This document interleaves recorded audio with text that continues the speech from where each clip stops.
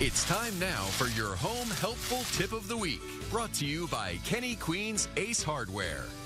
Hey, it's Mark with Kenny Queens, and we're back for another helpful tip of the week. This week, we're with John, our store manager in Proctorville. We're going to talk about sink repair, and if you have a leaky faucet, things we should look for. So, John, my faucet's leaking. It's dripping, so what do I need to do? Okay.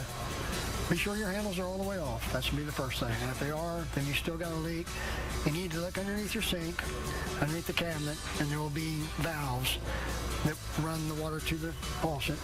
They look similar to this right here. You need to turn off the cold first and then the hot next, but turn off the cold first and see if your water's still leaking, or turn off the hot next and see if it's still leaking. To diagnose which sides. To figure out which one's actually got the leak. Hopefully you have a valve that does work, and you can find that out real quick. Yeah. Just by trying to turn it off. Sometimes you can't turn them off, and that's another problem you'll have to face later on. Yeah. Then, once you find out which side, if it's the hot or the cold side, you take your little wrench or a screwdriver, depending on how this thing is set up.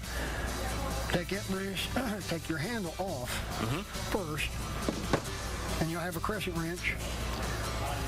And you unscrew this also. That's another thing that holds the stem in. You pull the stem out, and you take a look at it. And this is what you would need to bring, most likely, to the hardware store to determine which new stem you need, or maybe a gasket that goes to the bottom of that stops the leak. Yeah. There's a lot of different variations of that, isn't there? Yes, there is. There's ones that have a gasket similar to this. There's ones that have cups and springs. There's one that's just a screw and a gasket. So just depending on the stem, that's why it's so important to bring the stem in. Yeah. And you have to take it loose. You just can't come in and say, I've got a leaky faucet. What parts do I need? We need to see those parts. Right. And then you just replace those parts and put it back together. Should be good to go. And hopefully you'll be good to go. So after I'm doing that, it's also a pretty good time to check into if I have any leaks under the sink, anything with my traps or things like that. What are some of the things I can look for if I do notice water under the sink? Well, lots of times under the sink, you'll have this configuration here. This is the PO plug and the trap. Sometimes water will seep out underneath this and drip down the whole thing. Sometimes these are loosened up.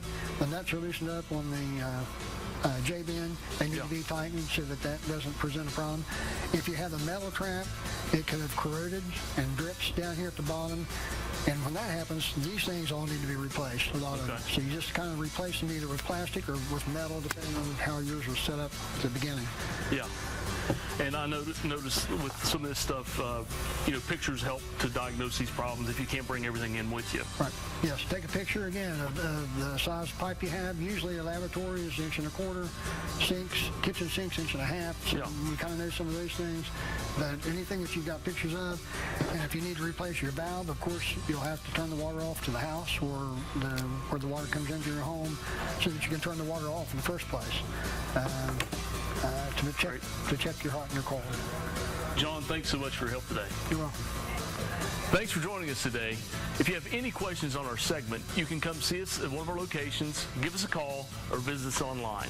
Just scan this QR code for more information. Remember, we're always here to help. We'll see you next week on First Look at 4.